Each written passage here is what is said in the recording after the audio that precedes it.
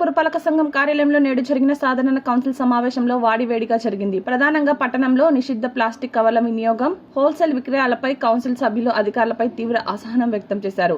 పట్టణంలో ప్లాస్టిక్ కవర్లు విచ్చలవిడిగా దొరుకుతున్నాయని, అధికారులు మొక్కుబడి తనిఖీలు చేసి వదిలేస్తున్నారని సభ్యులు ఆరోపించారు. కేవలం జరిమానాలు వేసి చేతులు దులుపుకుంటే సరిపోదని, నిబంధనలు ఉల్లంఘించే వారిపై క్రిమినల్ కేసులు నమోదు చేయాలని కౌన్సిల్ సభ్యులు పట్టుబట్టారు.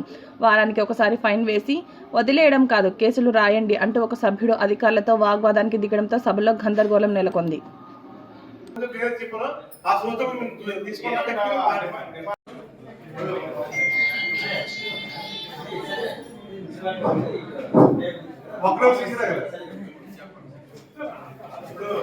చెప్పినట్టయితే పేక మ్యాథ్స్ కలిసి అవుతుంది. మన చాలా ట్రైనింగ్ చేసి పట్టుకుని పైలు కూడా వేసింది వేరు జరిగింది.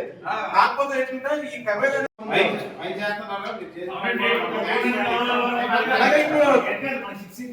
లేకపోతే వారం వారం పుట్టుకోండి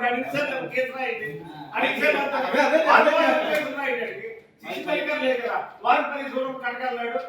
వారం వారం కట్టండి, ఫైల్ వేయండి. వారంలో 2 సార్లు రైడింగ్కి వెళ్తున్నాం. అలాగే అలాగే టూర్